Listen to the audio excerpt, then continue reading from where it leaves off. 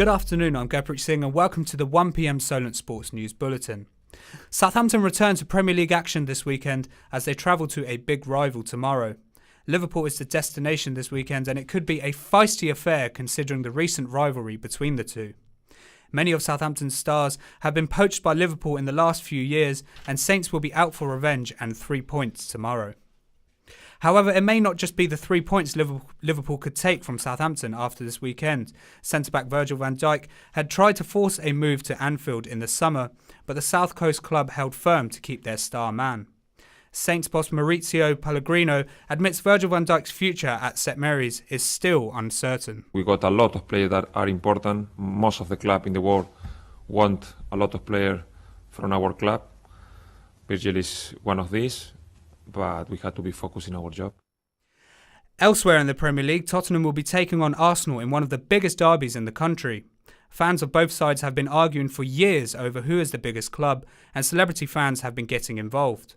Former Spurs chairman Lord Alan Sugar was on with Piers Morgan, where the Arsenal mega fan seemed unusually defeated. We can't beat a team that doesn't play to win. Let me finish my point. I'd like you to attack us I'm on Saturday. Sure. Here's my point. Then we've got a chance of winning. I'd like you to shut up. All right. So here's my point. I don't think many Arsenal fans believe now that Arsenal are a better team than Tottenham. Spurs boss Maurizio Pochettino has been watching what he says about star man Christian Eriksen.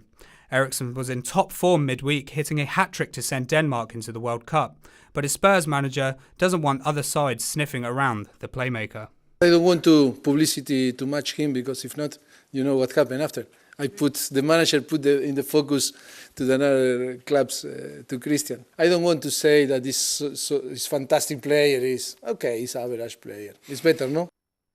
3 managers are expected to be asked if they'll still be in the same job next week at today's Premier League managerial press conference.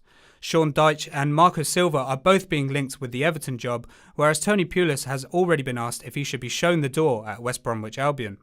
Pulis has reacted to this in typical fashion. People say, the football's been boring, it's been this, that and the other. The last 2 home games have seen 9 goals scored. You look at the league and you can pick 4 or 5 teams who've scored less goals than us. And one of those teams is my hometown Bournemouth, and everybody tells me what great football Bournemouth play. It's just what you have to put up with.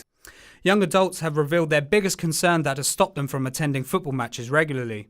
This is of course the cost of tickets. In the BBC's yearly price of football study, 82% of 18 to 24-year-olds said the prices are too high. However, the ticket prices have fallen for the 3rd year running. Moving on to cricket, and England's women have failed to bring home the Ashes as they slumped to defeat by the hands of Australia. For more on this, I'll hand over to our cricket correspondent, Jaleh Dincher. Unfortunately, England were unable to defend their score of 133 runs. Australia's Beth Mooney was the standout player today, scoring 86 not out. The Aussies made it look easy, winning with 25 balls to spare. Thank you, Jaleh there. And a former Olympic champion will be moving into a new sport. Sir Bradley Wiggins will be making his debut in competitive rowing at the British Indoor Championships. He will compete in London's Olympic Velodrome on the 9th of December. The 5-time Olympic cycling champion and Tour de France winner retired from cycling in December 2016. To rugby league this afternoon, and Australia have booked their place in the World Cup semi-finals after hammering Samoa 46-0. Valentine Holmes scored a record 5 tries in a single World Cup game. Australia will be taking on big rivals New Zealand or Fiji in the semi-finals next Friday. Staying with rugby, an Australian rugby union coach Michael Cheika has accused England players of bullying in the past, but England's coach has hit back. Head coach Eddie Jones is claiming his team will be playing hard but fair tomorrow when the two sides meet, and seemed confused at Cheika's comments.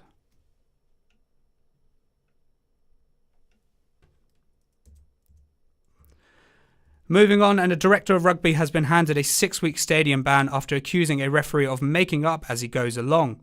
Sale Shark director Steve Diamond made disrespectful comments after the defeat by Exeter Chiefs on the 27th October.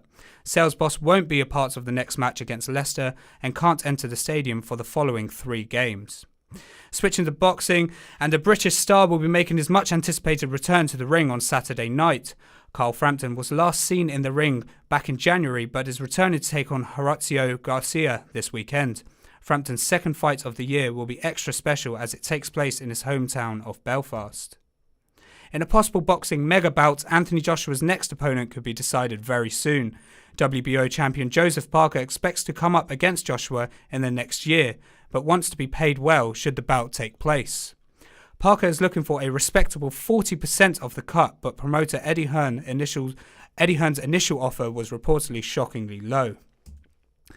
On to golf now, as a former world number one has been ruled out for the year with severe chest pains. Englishman Luke Donald was taking part in the RSM Classic this week before being taken to hospital and withdrawn from the competition.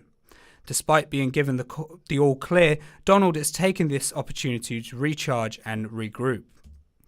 Switching gears to motorsport now, and Michael Schumacher's 2001 World Championship winning Ferrari has been sold for $7.5 million at auction in New York. The sale is a record for a modern F1 car and is the exact car Schumacher captured the championship with. That's all from us for now. I'll be back in an hour for an extended bulletin.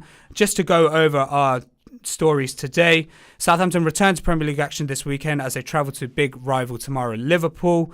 It could be a feisty affair considering the recent rivalry between the two. Many of Southampton's stars have been poached by Liverpool in the last few years, so this game is to be a feisty affair.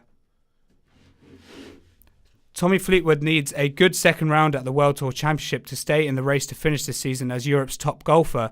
He's 1 over par, 7 shots behind fellow Englishman and title rival Justin Rose. Sergio Garcia's the other man that can overhaul Fleetwood in the standings. The Spaniard's 2 under 5 strokes off the lead.